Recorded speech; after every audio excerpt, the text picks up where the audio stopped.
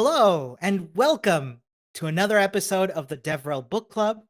My name's Ramon. I'll be co-hosting today with our kind guest here, Gift, who stepped in to help me co-host. Hey, Gift, how are you today? Hi, Ramon. Hi, Bekah. Yeah, nice being here to handle DevRel Book Club. My name is Gift Ojabulu. I'm a data scientist and a co-founder and community lead for Data First Staff. Yeah, I do a lot of community work in the machine learning and data science space. Yeah, so and I'm looking up for my new next DevRel opportunity. That's me in summary in ML.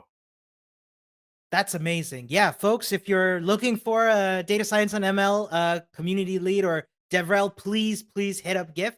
Gift, how can folks get in touch with you? Yeah, sure.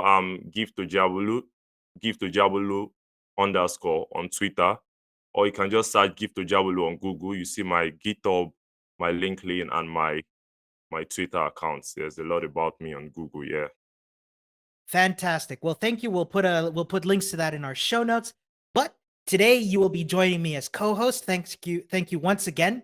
We're gonna bring in a very special guest, Bekah. Hey, Bekah, welcome.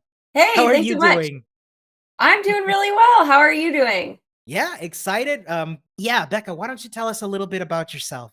Sure. My name is Bekah. As you said, I'm the technical community builder at DeepGram, and I am one of the maintainers and the creator of the Virtual Coffee Community, which is a community for developers at all stages of the journey.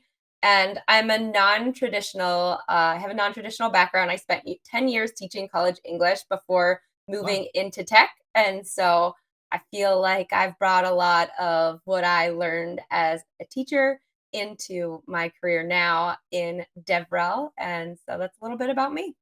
That's amazing. And it's so encouraging to hear come in from, from different backgrounds and do amazing things and, include everyone. I will full disclosure admit I'm a part of Virtual Coffee and it's just like one of my favorite communities because everyone is so kind and inclusive and, it means a lot. So thank you for that. Well, thank you so much for saying that. Yeah. All right. Well, you brought a book with us. You've suggested a book. We've read it. We're going to talk about it today. I'm going to give us the name and the author of the book. The book is called Quiet: The Power of Introverts in a World That Can't Stop Talking by Susan Cain. And both Gift and myself have read the book, and we're just gonna let you have at it and tell us a little bit. I'd love to know, if I may kick us off, Bekah, why did you choose this book and how has it affected your work in DevRel? I think that's a really great question. And somebody along the way must have recommended it to me because it popped up on my library loan book list and said, hey, it's available. I thought, oh, I don't know when I've ordered this, but I'll go ahead and give it a listen. And so the book is about introverts. And I would say I consider myself more of an introvert. And that's one of the things that I always hear people asking, how can you be an introvert in DevRel? And I know a lot of introverts in DevRel. And so I went through and I read the book or I listened to the book, and I found a lot of insights into myself as an introvert. And it also undid maybe some of the negative thoughts I had about being an introvert because it really does a good job of kind of tackling what the preconceived notions of an introvert are, what it means to be successful. And I thought, wow, this is really great. And it also shows how the difference between introverts and extroverts, we have different strengths. And it doesn't mean that one is better than the other. It means that we do things differently and we can excel in different ways. And hey, when we can collaborate, we can really hit things out of the park when we know what we're doing and we're able to talk through these things. And so it might not be a traditional DevRel book, but I think because we have lots of different folks in DevRel, that it's important to talk about these things and to figure out how we can like optimize ourselves and our personalities and avoid burnout. And I think this gives a lot of really great ways to do that.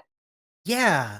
One thing that surprised me, especially when looking at DevRel from the outside before coming in, is that when you think about DevRel, somebody who's like, very outwardly focused, has a public presence, at the beginning sounds kind of counterintuitive to think that introverts can be DevRels.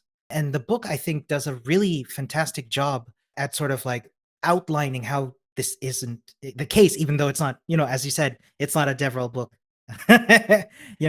Strictly. I don't know. What do you think, Gift? Is this something that struck you as well? Yeah, sure. Like the books are like when I was reading the book, I'll say I connected it a lot to DevRel because DevRel professionals that are introverts, they are DevRel professionals that are extroverts. So I started connecting it to where the technical writing part, why some people are more interested in technical writing, documentation, and the backside, and not the public face. Then I started connecting it also to why some people are more interested in speaking at conference, building community, being the face like an evangelist or doing more like that. And some people are just like they just like being reserved, not because of they don't know how to do the other part, but they just feel they are best at that part, like connected to that part a lot in my head. Yeah. So I feel the book is an amazing book, sincerely. Wonderful. Well, let's get into some observations that Gift and I had. Of course, this is meant to be an ongoing conversation. So please, if something comes up, please feel free to bring it up. So the first thing that really struck me was how the book. I've been in the last 3 years during the pandemic, I've been thinking a lot about how I use social media, not just as a DevRel, but in my day to day, and and the book mentions how social media has leveled the playing field for expression as an introvert. And this really stood out to me. And in all honesty, to this day, I still haven't figured out where I fall, whether I'm an introvert or extrovert, because I enjoy company, but I also yearn for my alone time. And I also get energy from being with folks. So, well, that's regardless. Becca, how do you feel that this statement about social media and how it has leveled the playing field for expression, how do you feel this extends to DevRel? Yeah, I think it's a really great question. And I would say, I said I'm an introvert, but maybe a better word that describes me is an ambivert, where you can change. And I also, after reading this book, I thought, maybe I'm an introvert with ADHD. And that's just really what I am. I think that it complicates things. But in terms of social media, really, that's what led me down the path of DevRel. I had a Twitter account and I was going through boot camp. And I started to just tweet my progress. And being in academia, there wasn't a real great support system or community or anyone that really cared at all what I was doing. And having Twitter and being able to document this journey, I did 100 days of code 3 or 4 times. So I hit the close to 400 days of coding straight mark. Wow. But it was just great to have other people there who were cheering me on. And I'm a mom of 4 kids, so it's not like I really have time to go out and find a developer community. I live in a small town. And so my developer community really started quickly on Twitter because I had that support system. And somebody on Twitter mentioned to me, hey, why don't you blog? Your background seems like natural for blogging and you can talk about your experiences. And I thought, well, I guess it makes me super nervous and it makes me a little bit nauseous to think about blogging in public. But I built a blog with Jekyll and it looked really terrible. but, but I put it out there and I didn't have comments. I didn't have any Google Analytics, but the point for me was to be able to share my story. And while I was in boot camp, my educational instructor, Katie McKenna, I'll never forget her saying, when you tell your story, it invites somebody else to tell theirs. Yes. Sorry. And I just really love that. And I think that that's what social media does, but it takes off some of that pressure because you don't have people standing in front of you. And in addition to being an introvert, I'm also really shy around new people. And I get this overwhelming sense of like, I start getting like really sweaty and I get nauseous and I'm like, I don't know what to do with myself. And I don't have that when I'm not standing in front of a group of people. So it really Mm. kind of helped me to ease into the experience of DevRel by sharing the situations that I was going through, my learning takeaways, and to be able to microblog on Twitter all of the things that I was going through. So for me, it helps me to both overcome shyness and then not have that energy suck of being in front of a bunch of people while I was going through this journey and kind of documenting all of my learning. So I think it definitely depends on the person and a lot of Yeah. different factors, but I think that when we talk about DevRel, we always thought, especially pre-pandemic, it's people that go to conferences and they give all these talks, which those are things that I do enjoy doing, and we'll probably touch on that later. But I think that I can enjoy doing those things because of my experience doing it on social media first and kind of warming up and growing accustomed to doing those things. And it really became a transferable experience for me. And so I think it provides a great opportunity for people who might not want to do the speaking experience, because there are many different ways that you can educate people, interact with people, and support people who are interested in your DevRel team. I love that. Thank you. It's really encouraging and really relatable as well, if I'm honest with you. I don't know what your experience is like, Gift. Yeah, like mine, I would say I started at the as the social media person. Yeah, so and it just happened that people started connecting with me, and I was just welcome to like doing a lot of things online. Yeah, just doing public work and doing things. So I am always free to like be in the face of people without getting maybe nervous or anything, because yeah, X before then I used to be a dancer, I used to be other thing that I Wow, used to be a dancer, I used to be a singer, I drum also. Yeah, so I do a lot of things. So I have had cases where I'm always in the face of people. So I'm never shy. Yeah. So yeah, that's it also. Yeah. So that has given me the confidence to like do things in front of a lot of people without being nervous or thinking about it. I just do it because I feel like it's a normal thing I've been doing since I was so young. Yeah. that's amazing. Thank you. Yeah, and it one thing that the book also mentioned that I found quite interesting is this notion of people having high reactivity or being a high reactive personality, and the correlation that this brings with being introverted. And one thing we were wondering was, in your opinion, Becca, as a DevRel, we have a lot of the time we have a very public profile. How do you find this correlates with having that introverts who have a high reactivity personality? How do these affect each other? Yeah, I think one of the things that's really important that this book helped me to understand is that we all have different thresholds for different things. And Mm, so recognizing where you find energy and what you can work on that gets you excited is really important.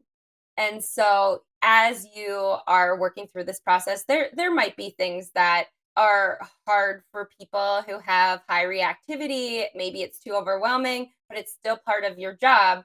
Then you might also need to think about, okay, if I do this thing and it takes the energy out of me, how do I replenish that energy? And it probably means you shouldn't be doing this thing every week. Then this is not the job for you. Find one that doesn't focus on that thing. But also think about, okay, like after I do a Twitter space, I don't know why I find Twitter spaces to be really exhausting, but as soon as I'm done, I can't go straight into a meeting. I've tried to do that before and it was such a bad idea. Instead, I'll go take a walk afterwards. If I have to be in a mm, meeting, I'll have it on my phone with my camera off. I'll go take a walk around the neighborhood, and that just gives me what I need to restore my energy and move on to the next thing. And so identifying those moments in what you're doing and how they impact your energy and the way that you see things and can interact with other people, I think becomes really important. But also recognizing that you can learn to do different things, even though something might seem overwhelming to you. It doesn't mean that we can't work through that thing, right? And it kind of talks on the in the book about the idea of nature versus nurture. And it doesn't mean that you have to be this way and this is the only way that you're going to be in your life. It means recognizing what those things are, and it means identifying ways that help you to do the best at what you can be doing. And so, for example, I don't really like live streaming. It makes me super nervous, but I make a point to do it anyway because I want to make myself uncomfortable. It's a mm. controlled situation though, right? Because I'm on camera and I can turn that camera off anytime I want and I can say, I'm done with this. And then I'll be done with it. And I don't have to do it all the time, but also it's pushing myself to grow a little bit, to maybe push on that comfort zone area and then learn and grow a little bit more. And somebody might find like, well, I tried live streaming like 5 times and I vomit every single time. Then don't do it anymore, But also like don't let yourself be limited by the label and what you think it means just because you do feel uncomfortable. Wow. That's like I think all the points you dropped like is very nice. I think I was the only one that like I think live stream. Being nervous about live stream, I would say is normal. But if you've been doing it like for years or like I got something, getting comfortable with what you're not convenient with time. Yeah, I think that's a pinpoint that I'll yeah, so that's it's very nice, like all the points you dropped here about being high reactive and being an introvert. Yeah, so I very nice. Ramos, what was your say on that? Oh, I have thoughts. Because, like, funnily enough, I kind of find because I'm also, well, I don't know, I still haven't given myself the time to be introspective. Oh, maybe that's something to talk about as well. But I find live streaming kind of liberating because it's live. It means that I can mess up and, like, stumble over words. Like, trying to record a video, on the other hand, is like 2 minutes of video takes me 3 hours, like Yeah. every Yeah, time. that's But I true. think, Yeah. like, the thing I get anxious about live streaming actually is that I find this real stress not to be boring, right? Like, especially with coding, like, you want to be entertaining. So, like, that's something that stresses me out. And the book touches upon this too. Like, the book talks about personality elasticity, like how we can like stretch our personalities and I found this interesting because you were talking about this too, Becca, about how, for example, when you do a Twitter space, you're sort of like they're tiring. And I agree, they can be super tiring, especially when you have to like, be ready to jump in on a point at any time, and then like, putting your hand up and all that, and like waiting for your turn. It's a lot. It's a lot. And then it's like the topic moves on. Sorry, I'm completely going all over the place. But I that's that stretch, isn't it? So you extend your personality so that you can do the Twitter live stream, and then it feels that pull, that potential. Like in physics, you've got that potential energy, right? So it needs to revert back to where it was, and that's why you go on a walk afterwards. And I find that giving those words to those thoughts, I found really helpful in the book. Yeah.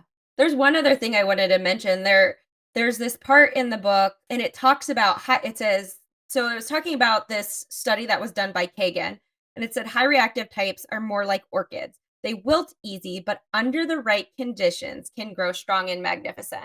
And that really touched me because I thought, yes, we often see these things as weaknesses, but it's not a weakness. It's just we haven't been fed the right things, or we're not doing things that enrich our lives, that, we're not all the same, and recognizing that these differences are special and that's a strength is Yeah. super important. Yeah, and that's actually one of the points and it's one of the reasons we talk about why diversity is so important. And I think that perspective is highly valuable. Yeah. Thank you. Speaking of like those differences, the one part that the book really touched upon that was significant to us as well that I wanted to bring up was how it mentions that introverts struggle to finish their work up to their standards. Now, I'm not talking about perfectionism per se, but I'm wondering, how does this relate to the daily DevRel work, where the tendency is to, for example, opt for having ongoing collaborative work full of interruptions and different group dynamics. I'm wondering, yeah, how that stood out to you. Yeah, I think it's that idea in DevRel. Also, things are often moving very, very quickly, right? And so there's not a lot of time to put into the thought process and ideas. And those are often the things that introverts excel at, having time to think through things. And if your team is constantly asking you, hey, here's a new thing, here's a new thing, here's a new thing, then you don't really have that time to think through those things and to develop your thoughts or opinions on that. And so you might be forced to put out something before you feel ready because you haven't like totally formed the idea of how you feel about that thing in your head. And often with all of the things that we have to do, whether that's an event or a podcast or a blog post, there is not enough time built into really thinking through what you want to say and taking the time to deliberately write the thing. And so, as part of that, I think that it's really important to build feedback into the process of what you're doing, because a lot of times, too, we see you complete one thing, now you're on to the next thing. And so it becomes even harder to produce something that you have fully formed in your head or to complete that idea when you don't have time for feedback either. Because when you get feedback on things, it allows you to take what you've learned and apply that to the next thing that you're going to be working on.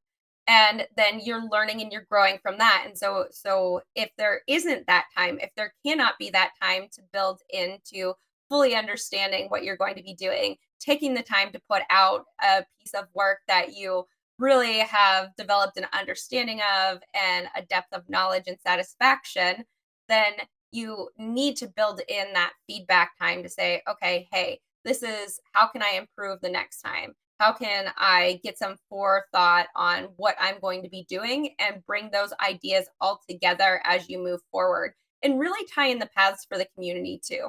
Because I think that, when you are building community, you're taking your community members on a journey with you.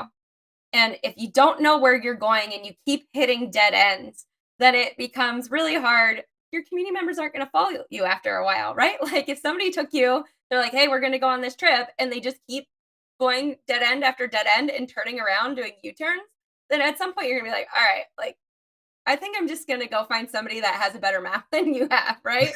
Yeah. And so this is all a tangent from the question. I'm sorry, but I No, do no, feel you're like fine. really and also allowing yourself to recognize that you might feel uncomfortable in that moment. This may not be up to what you want it to be. You may have wanted something different, but that's okay. It's okay to keep moving forward, to learn from what you did in that moment and to just let it go, because when we continually dwell on the things that we feel like we haven't done to our own standards, it oftentimes just results in anxiety and not improvement. And that's definitely not what you want to do. Yeah. I think this is very, very, very, very true. Taking feedback in everything we do is very important. We don't want the case where we are doing things the same way for like 2 to 3 years without improvement. Yeah, so I think taking feedback, like I picked that word, taking feedback into it as much as, because there's a lot of context switching in DevRel, and sometimes you need to like iterate fast. You need to just like deliver fast and do things. Sometimes you need to outgo being a perfectionist. You just need to like, because a lot of times people are bound to be in their head, sort of, because you are not the best person to judge what you do. You are not the best person to judge if you are a good writer. Sometimes you just write and feel like, oh, is this really good? And you notice you put it out there and there are like over 100 people saying, wow, this is a very nice article. You killed it. And I was like, yeah, I'm struggling with this thing for over 15 years now. And I can't just an example like that. And you'll be wondering now, wow, how come? Like, I never knew this article was good. Why? Because you are the one, you created it, like you were in the process while doing it. So you just feel like, okay, this might not be so good, but putting it out there, getting feedback, and some person, and I think we should also be able to like separate feedback that seems like criticism from feedback that is more direct to what, maybe let me give an instance, yeah, and I'll pass it to Ramon soon.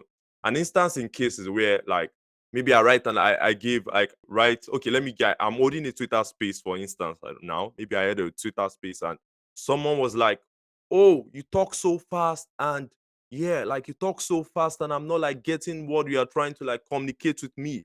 Why not try to like make it, instead of 1.5x in terms of being fast, make it 1.2x or 1.0x?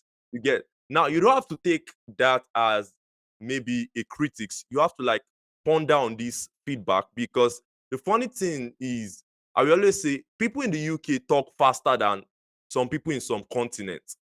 I've noticed it. And this is not just because of maybe like, it's just because of your culture, the way you grew up, which will move us into the next question, the way you like the number of people you've met with time. Yeah. So you just tend to like talk fast and all. Yeah. So that's just it. Yeah. So you take the feedback in the right way and try to like improve on it, because with time you become so better, and try to like help people make better feedback also. Ramon, what's your say on this? Well, I learned, I think it was 2 years ago, something that really stuck with me until this day, and that is this notion of niceness versus kindness. And when it comes to feedback, nice feedback is, hey, this was really good. I really enjoyed this article. Nice one. Kind feedback says, hey, this is a great article. I think it could be better if you did X, Y, or Z, right? And when that sort of like helped me reframe feedback in a way that when somebody's like, and of course there is unkind and nice feedback, that destructive feedback, right? Which I'm not going to even acknowledge at this moment, because what I want to touch upon is, I think, and when I that sort of like helped me reframe feedback in a way that when somebody's like, and of course there is unkind and nice feedback, that destructive feedback, right? Which I'm not going to even acknowledge at this moment, because what I want to touch upon is, I think it helped me reframe.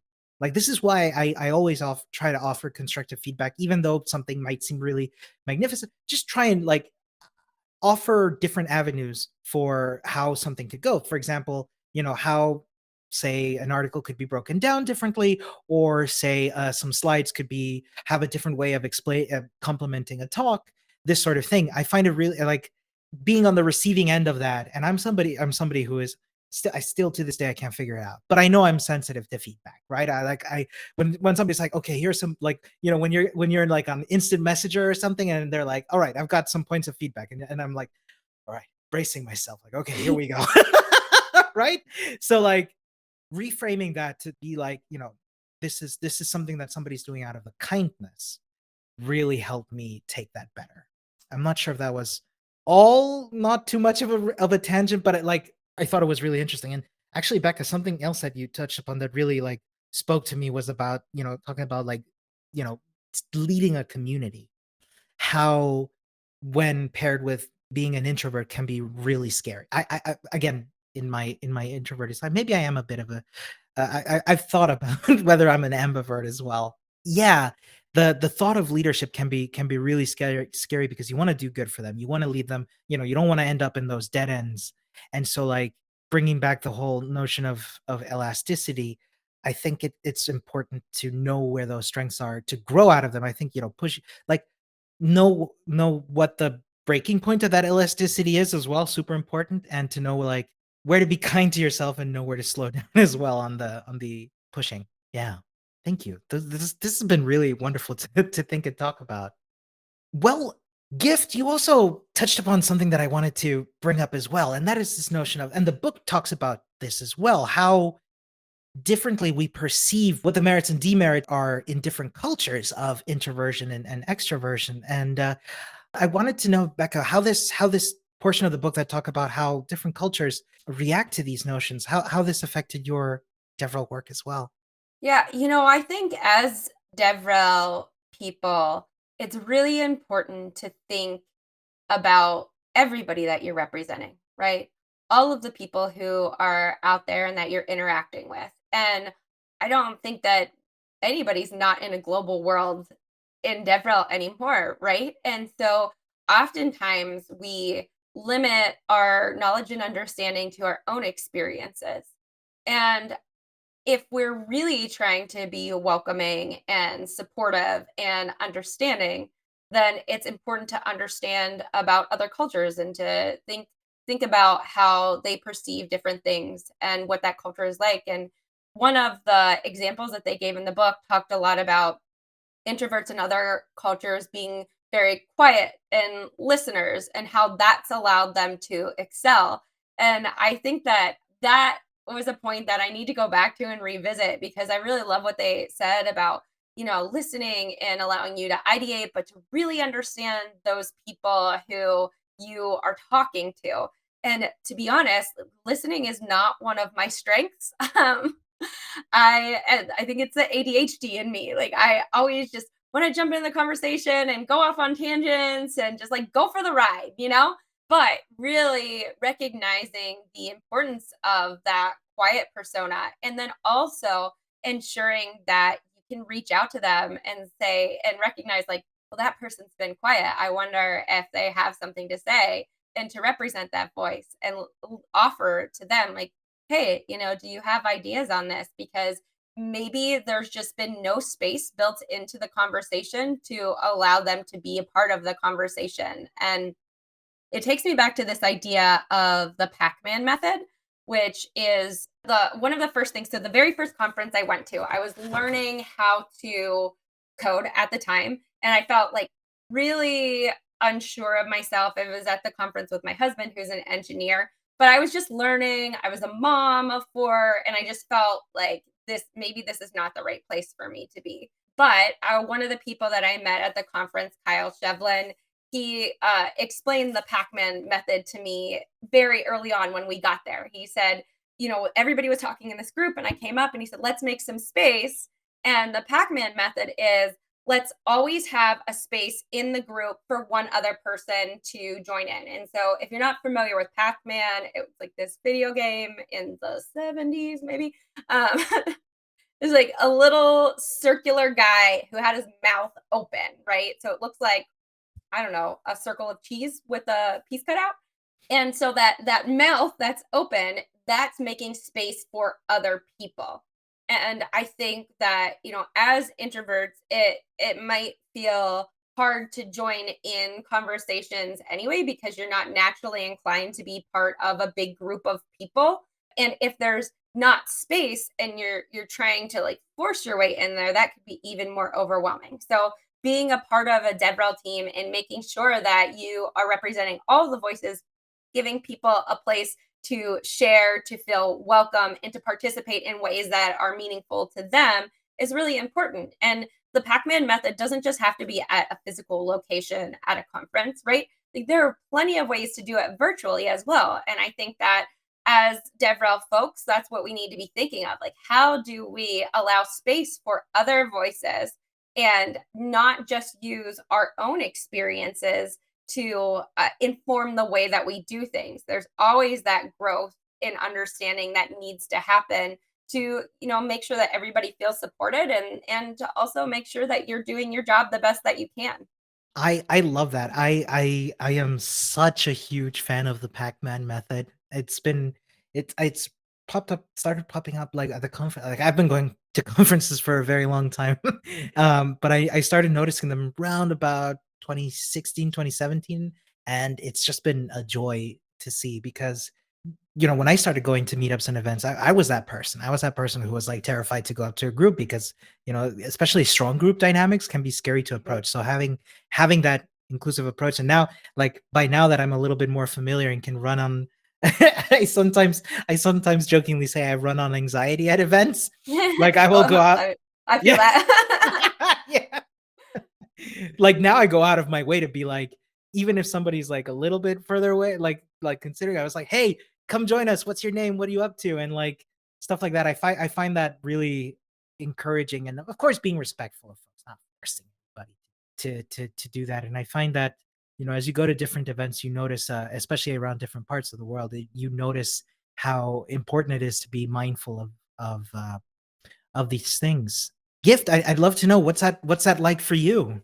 Yeah, in terms of like going to conference, I would say when I just started going to conference. That was around like 2017, 18. Yeah, so it was a bit recent. Yeah, so I remember when I went to the first conference. Yeah, here in Lagos, I was a bit into myself. Like, I was Mm. finding it hard to relate with people because I was feeling like, hey, what if I talk to this guy that I am into this part, and the guy just be like, I don't know you, don't talk to me again, don't move close to me. I was just thinking about a lot of things.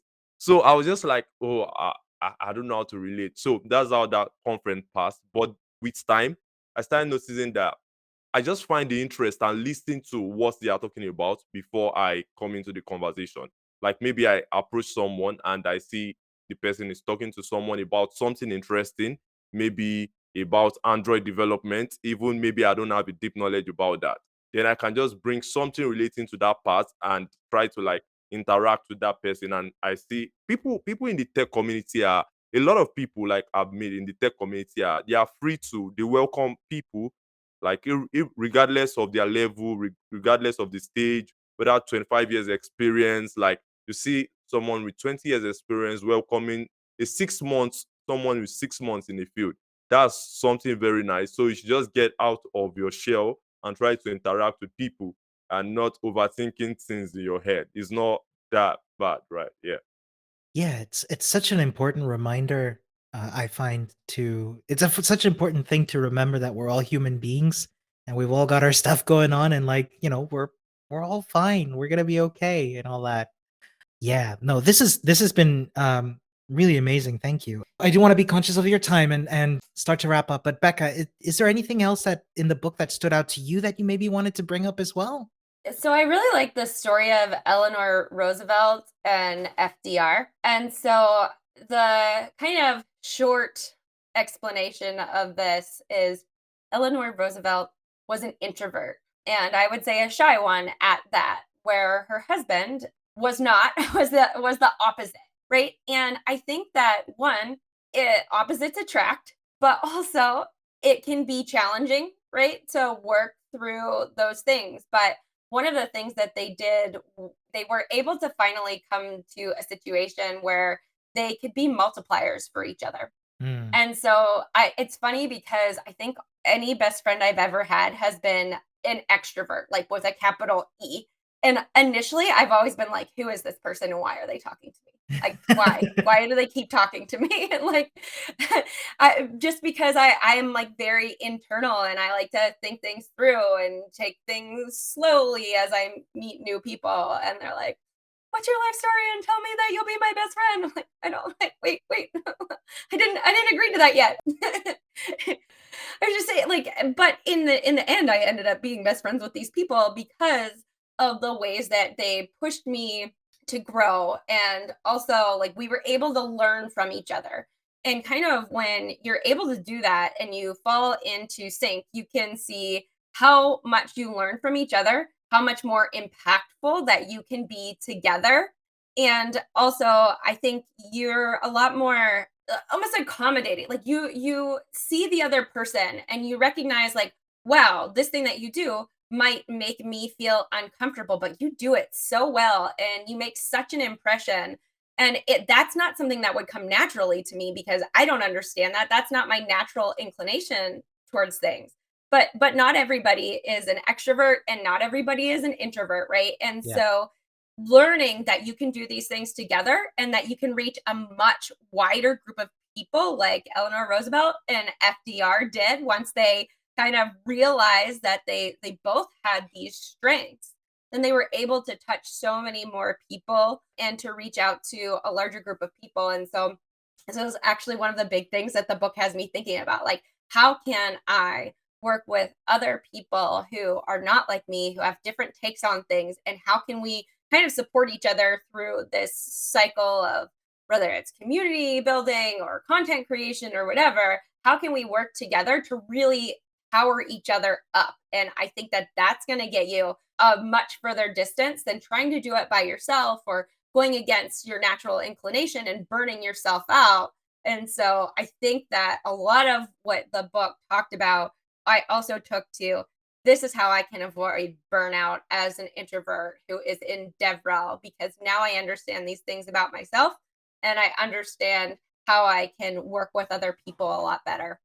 What a powerful reminder it is to know that you don't have to do everything. Because in DevRel, it can be pretty tempting to be like, oh, I want to own all the tasks. It's like, you don't have to. You have a team. You can Yeah. delegate. It's okay. No, thank you.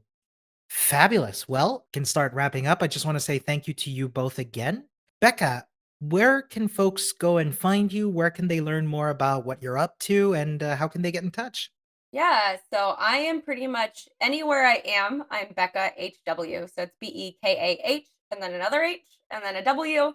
I like to stay consistent with it. You can find me on Twitter for sure. You can find me blogging on Dev too, and also blogging over at the Deepgram blog. So if you go to blog.deepgram.com and also in our Deepgram community forum. So I am all the places and I love meeting all the people online. So definitely hit me up.